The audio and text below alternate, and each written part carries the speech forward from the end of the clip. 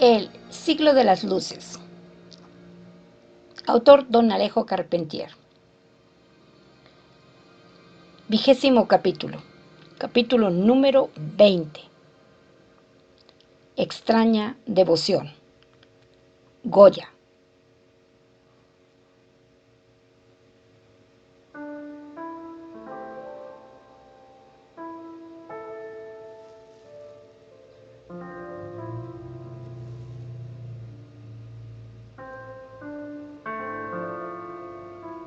A pesar de su anuncio de una pronta ofensiva sobre la Basse-Terre, Victor Hughes vacilaba en emprenderla. ¿Acaso se arriesgaba ante la escasez de armas? Temía que la milicia de hombres de color no estuviese lo bastante instruida y esperaba, con evidente impaciencia, unos refuerzos pedidos a Francia desde que se había iniciado el asedio de la Pointe-à-Pitre. Transcurrieron varias semanas, durante las cuales el tiro enemigo se encarnizó a ratos con la población. Pero luego de lo sufrido, las gentes toleraban lo menos con el leve alivio de encogimiento de hombros, de la blasfemia o del ademán obsceno elevado en alto. Por una prudente medida, la guillotina no había salido del cuarto cerrado con llave donde, ya montada y aceitada, esperaba a que Monsieur Hans, antiguo verdugo del tribunal de Roquefort, era un mulato de finos modales, educado en París, violinista ameno, cuyos bolsillos siempre cargaban caramelos para los niños. Hiciera funcionar el fiel mecanismo inventado por un factor de clavicordios. El comisario sabía cuánto había costado a Francia en sus ocupaciones de comarcas fronterizas una demasiado presurosa acción de la máquina. No quería que la Guadalupe se le volviera una pequeña Bélgica. Por lo demás, no tenía quejas de unos habitantes acostumbrados, por las peripecias de su larga historia, a convivir con el amo de turno. Se apoyaba, por el momento, en la gran masa manumisa entregada al júbilo de su flamante ciudadanía, aunque ese mismo júbilo le planteara un inicial problema de gobierno. Convencidos de que ya no tenían dueño a quien obedecer, los antiguos esclavos eran remisos a cultivar los campos.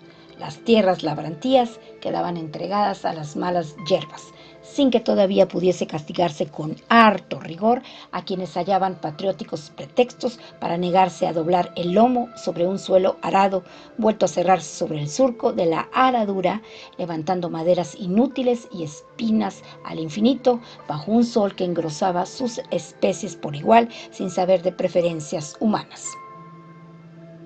En eso apareció la Bayonés, trayendo armas y pertrechos, y algunos soldados de infantería, aunque en número muy inferior al solicitado por los jefes militares. La convención necesitaba de hombres, no podía deshacerse de grandes contingentes para defender una colonia remota. Esteban, llamado inesperadamente al despacho de Victor Hughes para recoger un juego de pruebas, observó que el comisario estaba entregado a la lectura de lo que esperaba más ansiosamente después de los despachos oficiales, la prensa de París, en la que a veces era mencionado.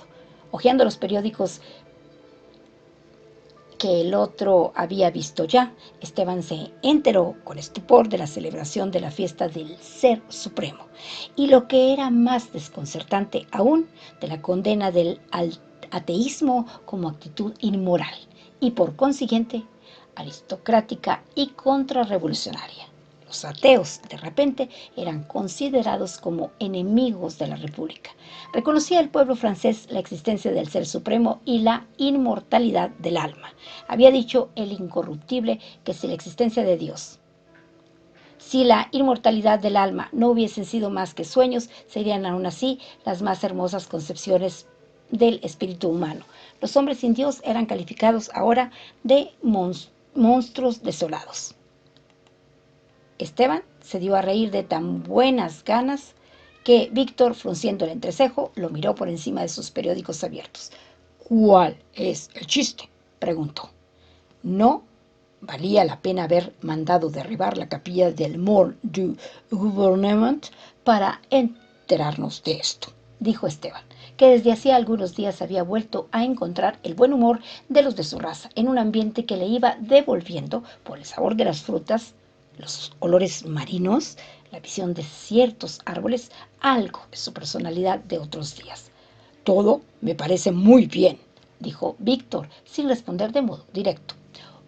Un hombre como él no puede equivocarse. Si creyó necesario hacerlo, bien hecho está.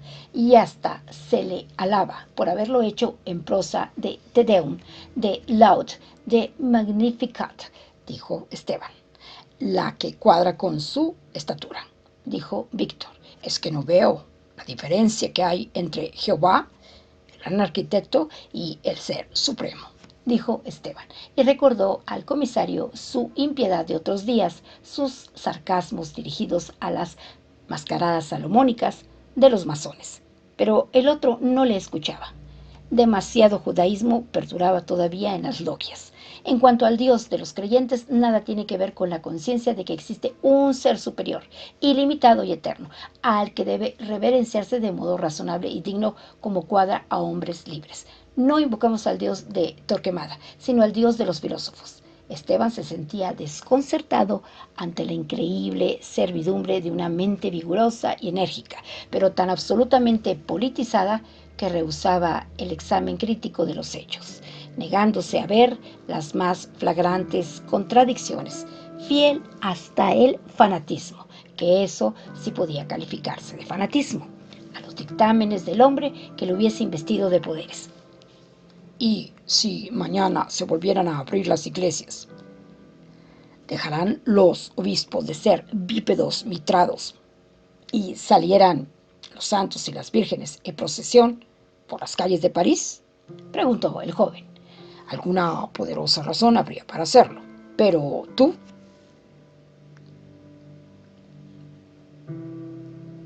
¿tú crees en Dios?, gritó Esteban, creyendo acorralarlo. Esa es una cuestión meramente personal que en nada alteraría mi obediencia revolucionaria, respondió Víctor. Para ti, la revolución es infalible. La revolución, dijo Víctor lentamente, mirando hacia el puerto, donde se trabajaba en enderezar el casco escorado de la Tetis. La revolución ha dado un objeto a mi existencia. Se me ha asignado un papel en el gran quehacer de la época. Trataré de mostrar en él mi máxima estatura. Hubo una pausa, que dio una mayor sonoridad al grito de los marineros que tiraban de un tren de cuerdas, al compás de salomas. ¿Y vas a implantar aquí el culto al Ser Supremo?, preguntó Esteban, a quien la posibilidad de ver entronizado a un dios, una vez más, parecía el colmo de las abjuraciones. No, respondió el comisario, después de una leve vacilación. Todavía no acabó de demolerse la iglesia de Mont du Gouvernement. Sería demasiado pronto. Esto hay que llevarlo más despacio. Si yo hablara ahora del Ser Supremo, no tardarían los de aquí en representárselo clavado en una cruz, coronado de espinas, herido en el flanco, con lo cual no adelantaríamos nada. No estamos aquí en la latitud del campo de Marte. Esteban tuvo en aquel instante la malvada satisfacción de oír en boca de Víctor Hughes lo que hubiera podido decir Martínez de Ballesteros. Sin embargo, allá muchos españoles habían sido perseguidos y guillotinados por afirmar que los métodos dictados en París eran inaplicables en países apegados a ciertas tradiciones. No se debiera entrar en España, aconsejaban, proclamando el ateísmo. En la Catedral de Zaragoza no podían exhibirse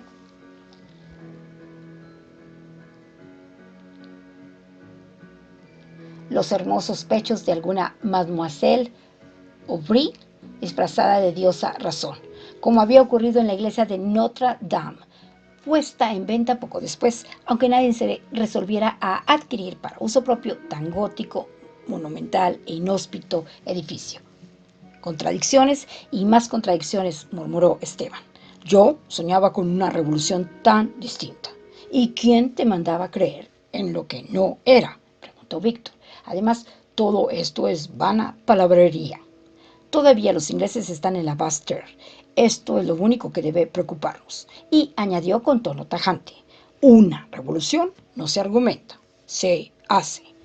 Cuando pienso, dijo Esteban, que el alcalde del Mort du Gouvernement se hubiera salvado si el correo de París nos hubiese llegado más pronto, con haber hecho soplar un viento mejor sobre el Atlántico. Dios se quedaba en casa. ¿Quién sabe quién hace algo aquí? Vete a trabajar, dijo Víctor, empujándolo hacia la puerta con una pesada mano afincada entre los hombros. La hoja se cerró con tal estrépito que la mulata cantora, atareada en bruñir el pasamanos de la escalera, preguntó con sorna: ¿Monsieur Victor Fachet? Y cruzó Esteban la sala del comedor, perseguido por el piar de las mozas que se burlaban de él. La imprenta de los Leuget trabajaba activamente en imprimir panfletos destinados a los laborantes franceses que vivían en las islas neutrales, prometiéndoles cargos y tierras si se acogían a los beneficios del gobierno revolucionario. Con esto se engrosaban los contingentes disponibles, aunque transcurrieran semanas sin que los de acá se resolvieran a forzar el paso de la Rivière Salers. A fines de septiembre, la situación era la misma, cuando el comisario supo que la fiebre amarilla hacía estragos en las filas británicas y que el general Grey, temeroso de los ciclones que en esta época del año azotaban las islas de Barlovento, había llevado el grueso de su escuadra a Fort Royal de la Martinica, donde el puerto ofrecía el mejor resguardo contra los huracanes. Hubo deliberaciones acerca del mejor modo de aprovechar la situación. Al fin se resolvió que el ejército francés se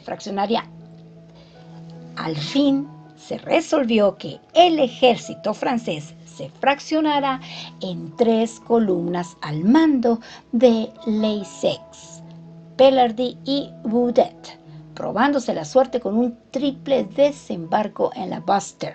Se confiscaron canoas, botes, cayucos y hasta piraguas indias. Y una noche inicióse el ataque. 2 días después, los franceses eran dueños del Lamentin y del Petit Bourg. Y en la madrugada del 6 de octubre empezó el asedio del campo atrincherado de Verville. En la Pointe-à-Pitre se vivían horas de expectación. Unos opinaban que el sitio sería largo, puesto que los ingleses habían tenido el tiempo necesario para hacerse fuertes en la posición. Otros decían que el general Graham estaba desmoralizado ante el avanciamiento del gobierno revolucionario en la Grande Terre, cuyas gentes parecían burlarse de las andanadas de balas que aún hacían disparar sobre la ciudad de pura rabia desde los altos del Mont Savon.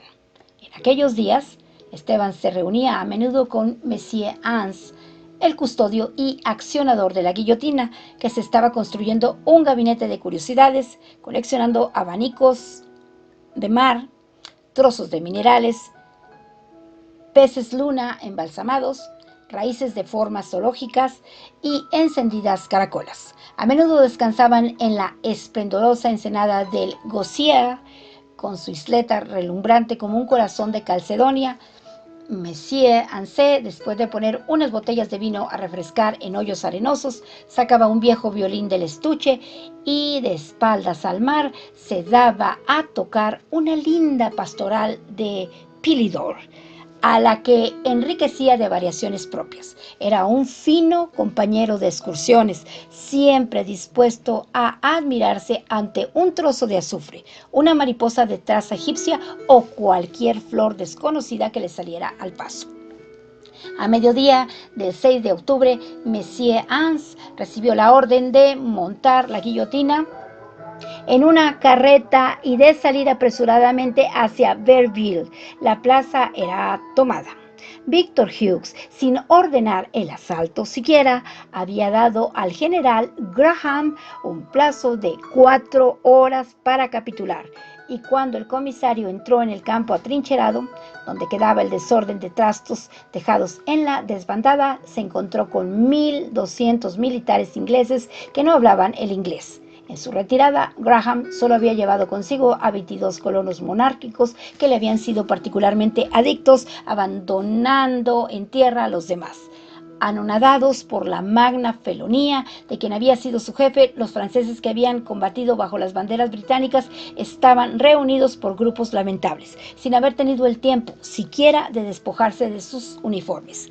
«Hay cosas imposibles», dijo Monsieur Hans al partir, haciendo un gesto ambiguo hacia la carreta donde la máquina se ocultaba bajo lonas, pues el viento traía los olores de una lluvia que estaba cayendo ya sobre la María Galante, repentinamente pasada de verde claro a gris plomizo, con aquella centellante nube que le barría el perfil.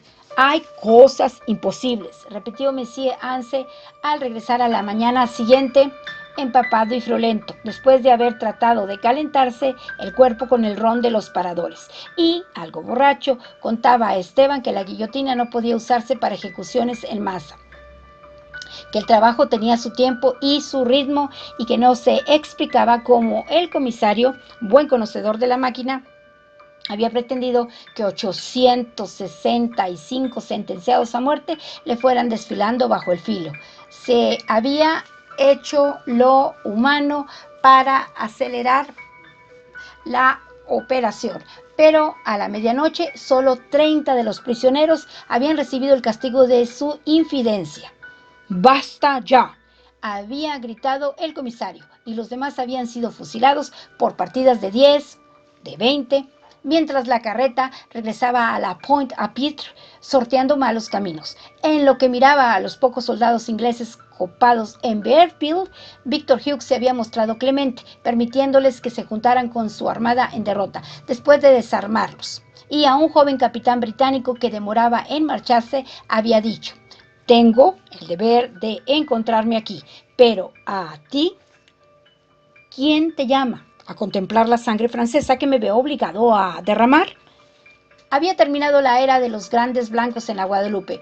La noticia era pregonada con gran repique de redoblantes en la Place de la Victoire. «Hay cosas imposibles», repetía Monsieur Hans, apesadumbrado por el deslucimiento inicial de su ministerio. Eran 865, un trabajo de romanos.